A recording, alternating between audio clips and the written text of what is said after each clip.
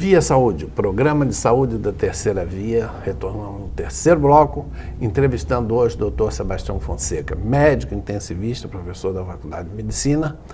E nós gostaríamos que o senhor nos falasse agora, Dr. Sebastião, sobre uma questão preocupante do ponto de vista dos profissionais de saúde. Até onde trabalhar como médico intensivista oferece um desgaste à saúde profissional dos médicos, enfermeiros e dos demais profissionais, diferentemente do exercício da medicina ambulatorial ou da medicina de enfermaria? Para começar, eu acho que essa diferenciação é bem interessante, né? Porque o médico que trabalha em regime ambulatorial ou consultório, ele tem um horário pré-programado para atender. Ele trabalha com uma perspectiva de quantos pacientes ele vai atender naquele momento. Na maioria dos casos, né, ele não vai lidar com nenhuma situação emergencial, porque como é um paciente ambulatorial, é um paciente que vem para uma consulta convencional, né?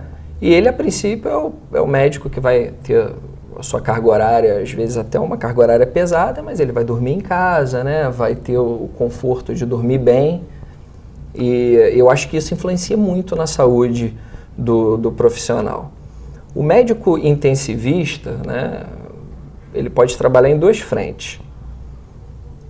Ou ele é plantonista, ou ele é rotina do serviço, por exemplo, ou diarista, né, que é o médico que vai liderar a equipe daquele dia, né, de plantão, e traçar as condutas, traçar as rotinas, o que deve ser feito. O médico diarista, talvez, ele ainda goze dessa prerrogativa de ter poucas horas de trabalho por dia, enfim. Mas não é a realidade da maioria. A maioria trabalha em regime de plantão, né, plantões de 24 ou de 12 horas, que são plantões, na verdade, bem desgastantes, porque o médico de terapia intensiva, por exemplo, ele é um médico que é muito exigido. Porque a terapia intensiva é pautada na vigilância constante, né? O paciente de terapia intensiva, ele está no CTI porque ele precisa de uma vigilância diferenciada. Então, ele está ali monitorizado, a base do cuidado é a monitorização diuturnamente, né? E esse paciente, ele demanda muito cuidado e muita atenção. Então, não é simplesmente um paciente que está internado lá no leito, sendo só observado de longe. É um paciente que tem que ter toda a equipe envolvida com ele e anotando os sinais vitais e monitorizando. Para isso, hoje a gente tem, felizmente, equipamentos de ponta, né? Que são os monitores multimodais, que vê desde o traçado eletrocardiográfico do paciente até a pressão, né? E a oximetria, que é a mensuração do oxigênio na corrente sanguínea. Então, é um paciente que fica vigiado em todos os sentidos durante 24 horas por dia, 7 dias por semana. Isso acaba demandando um excesso de zelo, né, na verdade, por parte de todos da equipe, e consome muito a equipe, né? O plantão quase nunca na UTI é um plantão tranquilo. É um plantão onde você lida com pacientes extremamente graves, são os pacientes mais graves do hospital. É um plantão onde acontecem muitas intercorrências em todo o período de plantão, onde você tem que fazer muitos procedimentos e onde acontece tudo aquilo inerente ao paciente grave, né? Então, é o plantão onde o médico fica de orelha em pé o tempo todo. Distúrbios do sono são frequentes nos profissionais que trabalham em unidades de terapia intensiva? Eu tenho vários colegas que só dormem a poder de medicamento controlado. Porque com o passar do tempo, a gente...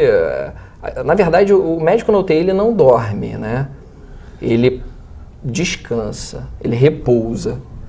Mesmo com a UTI toda tranquila, você não vai deitar e ter um sono tranquilo. Você vai cochilar, você vai descansar, recarregar a energia para uma eventual intercorrência no meio da noite ou no meio da madrugada.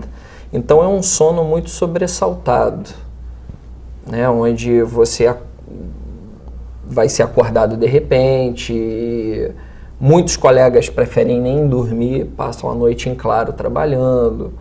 Outros somente ficam deitados para relaxar, né? Naquela hora ali, depois que está todo o serviço da UTI feito.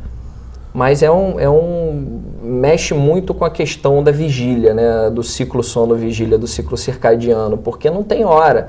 E a UTI, ela desorienta não só o paciente, desorienta também o profissional de saúde, porque é um setor completamente fechado, onde você não vê entrada de claridade. Não sabe se está chovendo ou se está um exatamente. dia lindo. Quantas vezes eu entrei de plantão num dia ensolarado, e quando fui sair para pegar o carro no dia seguinte para ir embora, caiu numa tempestade e você não entende bem o porquê que aquilo está acontecendo. Mas é por aí. Um terceiro ponto, ainda que seja breve, mas que eu gostaria de ouvir sua experiência. A relação afetiva com os familiares dos pacientes de unidades de terapia intensiva. Olha, isso é um assunto bem interessante. Por quê? Porque o familiar, muitas vezes, ele entra na UTI desconfiado. Ele entra, ele acha que o familiar dele está ali, que os profissionais não estão atendendo ele adequadamente. O paciente de UTI, ele tem umas características, né? O paciente de UTI costuma inchar muito, né? Principalmente de longa permanência. Então, na verdade, a família entra e com a metamorfose que esse paciente sofre ali durante a internação, isso assusta o familiar. E muitas vezes o familiar entende que aquilo talvez seja uma falta de cuidado. Então, o que tem que ter entre o médico e o paciente é uma relação próxima, com o familiar do paciente, na verdade, né, uma relação próxima para o familiar entender que ele pode confiar na equipe que está ali, né? Então, eu, particularmente, vejo que muitos colegas também agem dessa forma, prezam pela boa relação com a família e tentar, na medida do possível, sanar todas as dúvidas, porque tem dúvidas que a gente, às vezes, tem que falar em linguagem muito técnica, então eu tento traduzir isso da melhor forma para a família se sentir amparada e, principalmente, confiar na equipe, porque o familiar dela está entregue àquela equipe, vai permanecer ali, às vezes, por muitos dias, né? Doutor Sebastião, Campos, o estado do Rio e o Brasil, cada um na sua medida e proporção, tem leitos de terapia intensiva suficientes para o perfil epidemiológico do nosso país? Negativo. Totalmente insuficiente. Basta, não precisa nem me perguntar isso, basta ver as solicitações de vaga que estão nas centrais de vaga, com pacientes aguardando dias, vagas nas UTIs, né? Ou seja, que há ainda um afunilamento? Sem dúvida. Na verdade, existe um afunilamento pela carência de leitos de UTI. Em Campos, na verdade, há algum tempo tem se ampliado, né, esses leitos, mas eu acho que a demanda ainda é uma demanda muito grande, né? E o que tem que melhorar também é o pós-UTI, porque às vezes o paciente permanece na UTI saída, porque não tem, talvez, um suporte melhor para onde ele vai. Perfeito.